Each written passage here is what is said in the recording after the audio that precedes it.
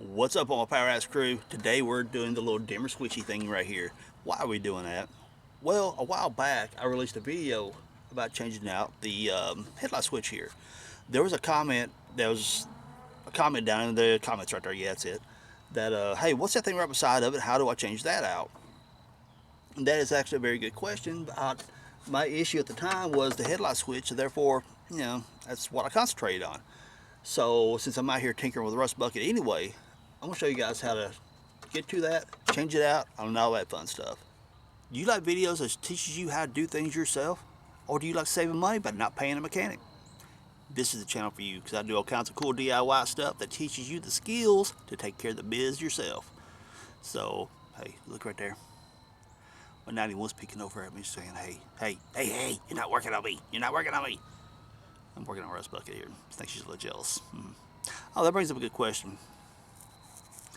Yeah, some of you may think I'm crazy when I ask this, but hey, I've been accused of being crazy before, so that's nothing new. True gearheads, auto enthusiasts, whatever you want to title this as, feel like cars have personalities. Are you one of those people? If you are, tell me down in the comments. Say, hey, I feel like cars have personalities, and that's why we even give them names, and they're male or female, stuff like that. That is a topic that I have seen people like look at you like you're crazy. It's just a machine. You tell me what you think down in the comments. All right, let's get on with this.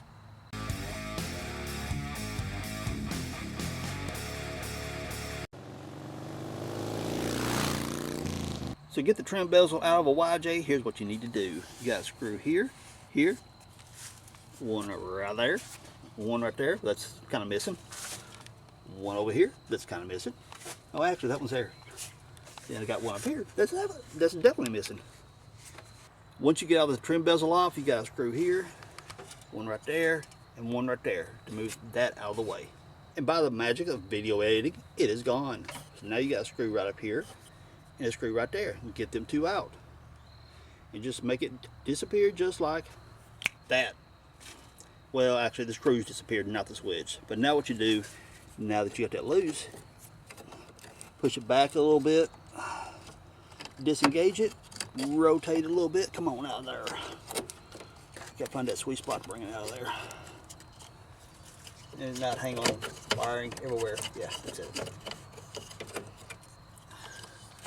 Right in behind here, right there, is where you unplug it from. So basically what you're gonna have to do is pry that little white tab upward to unhook it from that little hook right there. And then you can separate the dimmer switch from the wiring harness. And there you go, it's out. Now when you buy a new switch, be sure to take this screw out, because what you're going to get is just the switch. This is a little bracket right here that holds it in. So make sure you take that screw out and that screw out, so you don't actually lose your bracket or whatever, because you'll need that bracket to go back in the dash. Cool. So what this is what you call a variable resistor or potentiometer. As you turn it, it increases or decreases resistance within inside the electrical circuit.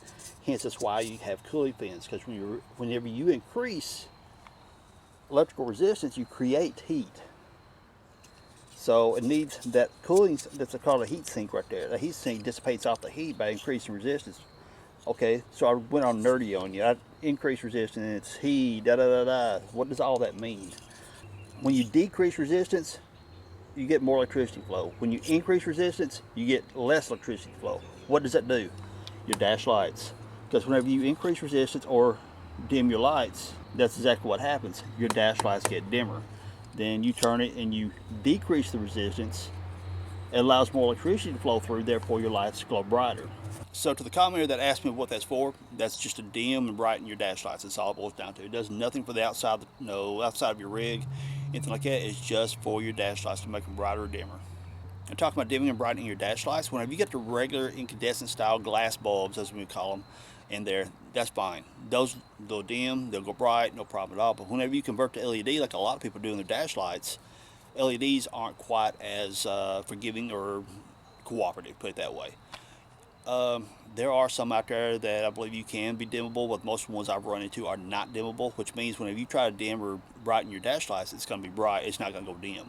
So keep that in mind whenever you go to change over to LEDs, if that's what you want to do one day, that whenever you try to dim down your dash lights, because that LED is like off in your face bright, most of the time you can't.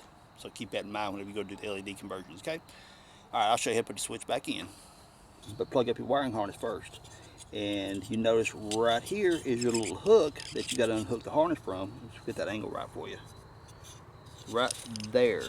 That's what the wiring harness is hooking onto to prevent it from coming unplugged. I'll get it out in a minute. So snap your harness back on and work it back in the dash.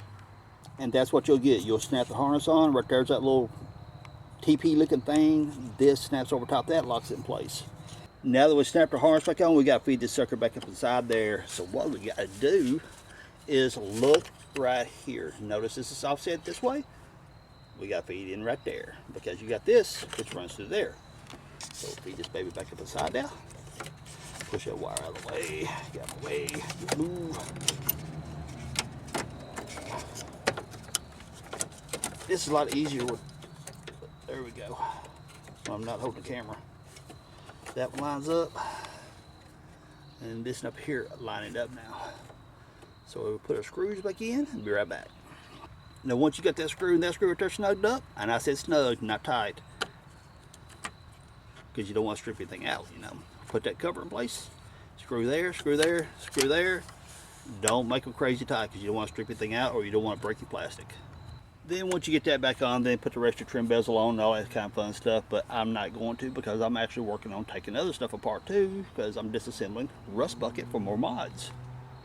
But it's no big deal. For the trim bezels and stuff like that, just remember where the screws go and they set right in place. It'll line up pretty easy, so no big deal. Reassembly is just reverse of disassembly. Pretty simple. So all my power ass crew, if you enjoyed this video, hit me with a thumbs up, subscribe if you haven't, and leave me some cool comments down below. I almost forgot where I was going with this. Anyway, peace out. Later, y'all. Man, when you get old, your brain goes, bye. See ya.